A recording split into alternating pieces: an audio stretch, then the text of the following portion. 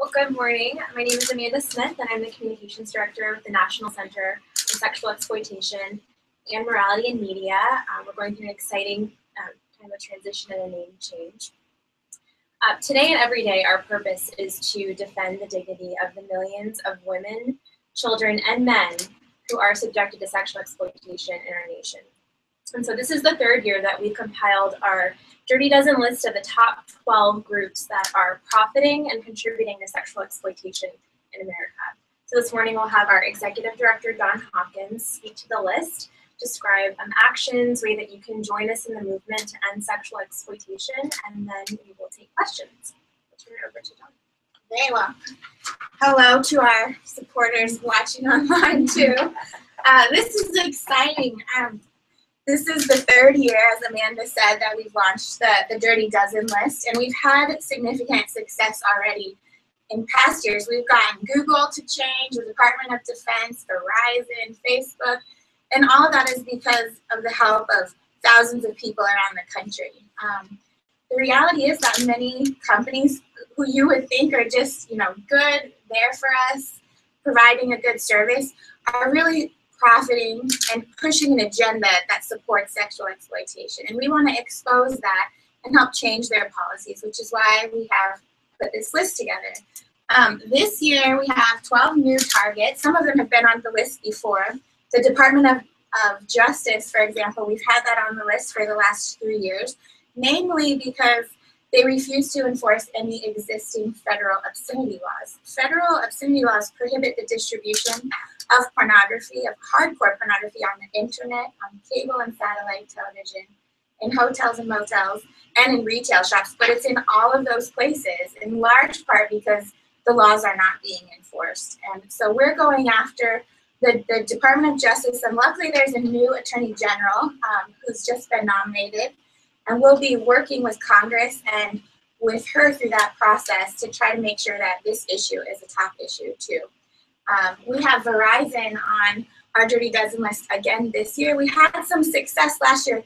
They often have pseudo-child pornography, incest-themed pornography, rape-themed pornography that they're selling through their pay-per-view services and on-demand services. Last year, they actually removed the titles that we complained about.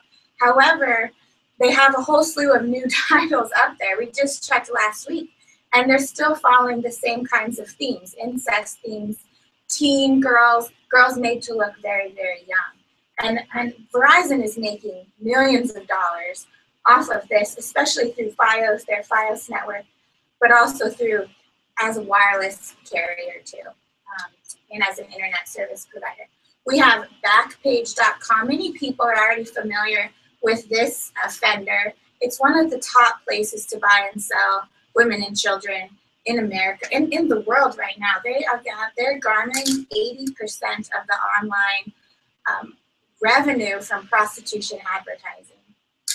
And even just last week, as I was looking through their site, thousands of ads are posted, including pornographic pictures of what looks to be very, very young girls in order to sell them to Johns.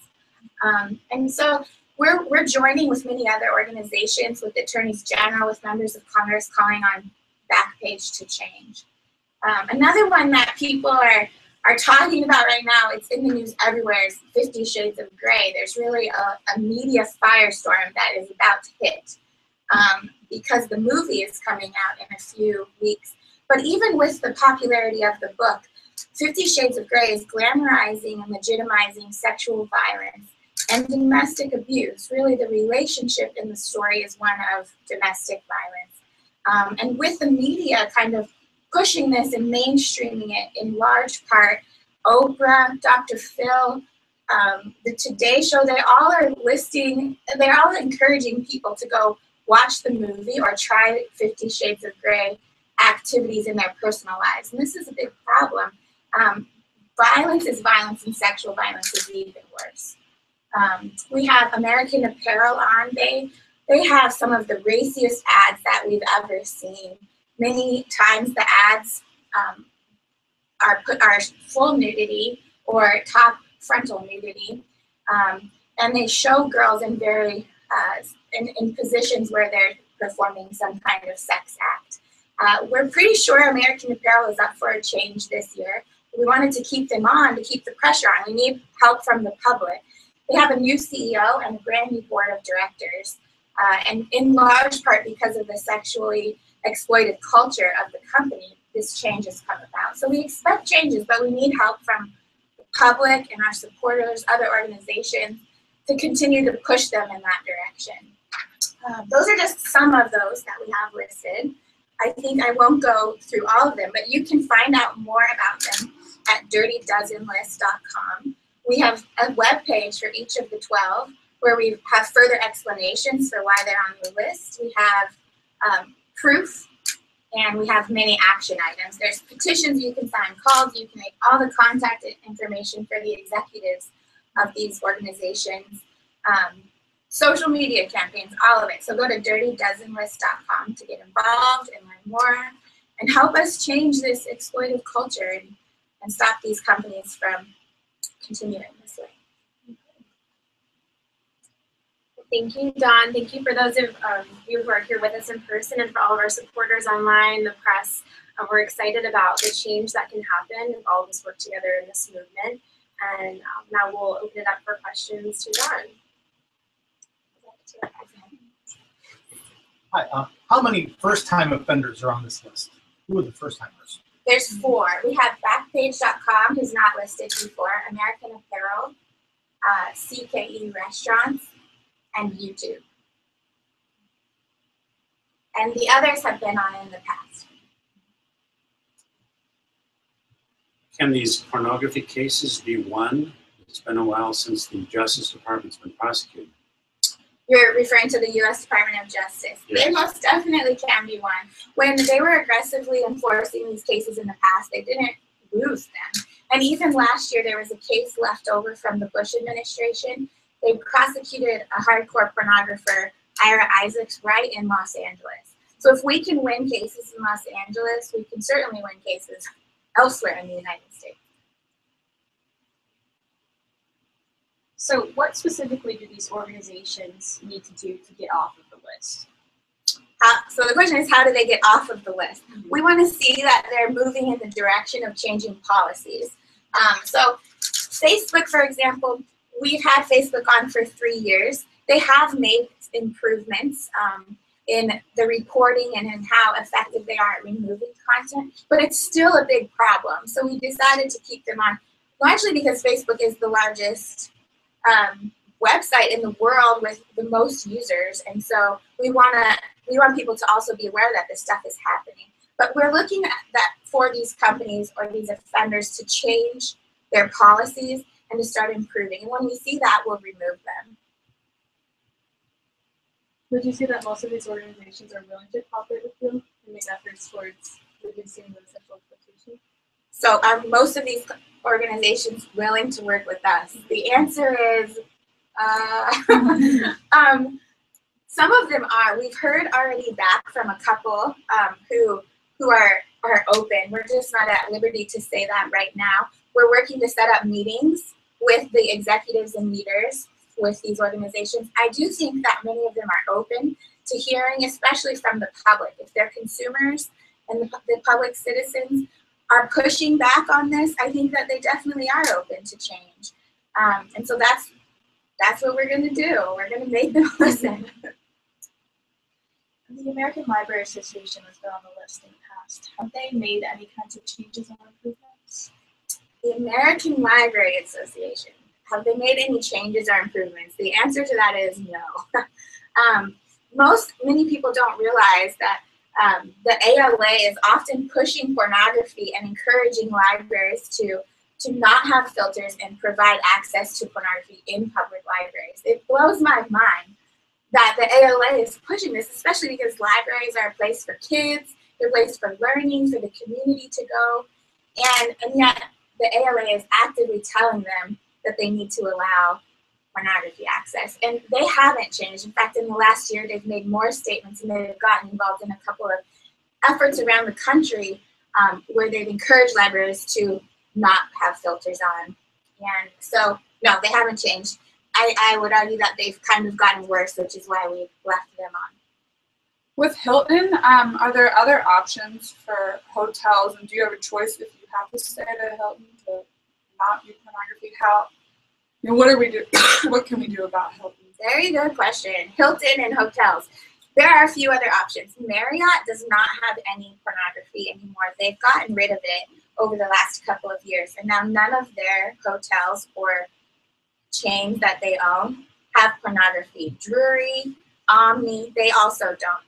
Another thing that people should be aware is usually, no matter what hotel you're staying at, before you even get there or when you check in, you can ask them to disable the pornography in the room. So it doesn't even show up as an option. And we encourage everybody to do that. Let them hear that it's not something that you want and that you don't even want to see it when you walk in.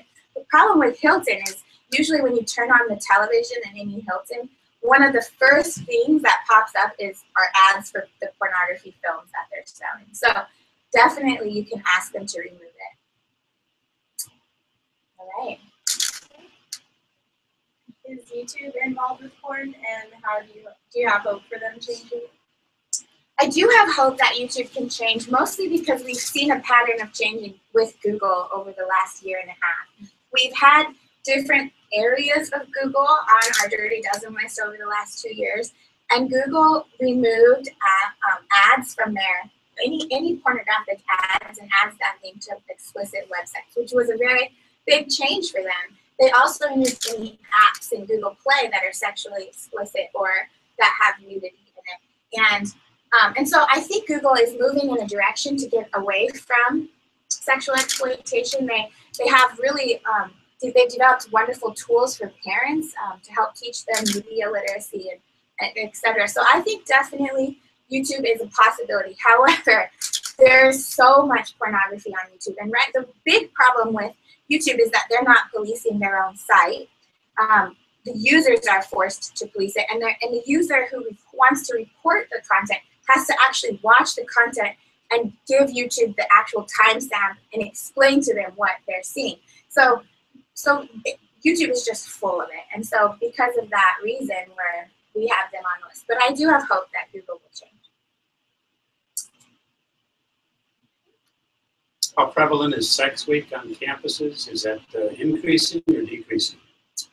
It's increasing. I can't even keep track right now of all the universities. When we started keeping track about 2 years ago, there were only 13 college campuses that had a Sex Week. But they were like Harvard, Brown, the University of Chicago. And now more and more colleges are having it. The problem with Sex Week on college campuses is that in all of the weeks that we've been able to identify, they're hosting events where they're showing people how to engage in torture sex or BDSM. They are bringing in pornographers and sex toy experts for demonstrations. They're teaching people how to engage in anal sex and other very risky behaviors. And so the problem is that at the same time we're seeing sex weeks increase and the type of events on the campuses become even more deviant, sexual assault is on the rise at these universities too. So, what plans do you have for Cosmo? I mean, it's a magazine sold in every store. What are you going to do? The thing is, people who aren't reading Cosmo think it's just a nice women's magazine with fashion tips and makeup, but in reality, it's a porn magazine, just like Playboy or Hustler is. When you look and you read the inside of it, especially in the last couple of years, Cosmopolitan is pushing things like group sex, anal sex, one-night stands. They're telling people how to use like sex toys, how to engage in torture sex, BDSM as others call it. And it's through all of the pages of Cosmo now. They have some of their issues depict drawings that are sex positions and nudity, and they've had a couple of photographs now. So it's not that you won't even see pictures in Cosmo, because now they're starting to have even pictures. So what we want is, we don't want Cosmopolitan magazine to be sold to minors, and we want it to be covered just like the other porn magazines are in retail shops. All right. Well, thank you again for coming and for your time. DirtyDadsAndList.com. Yes.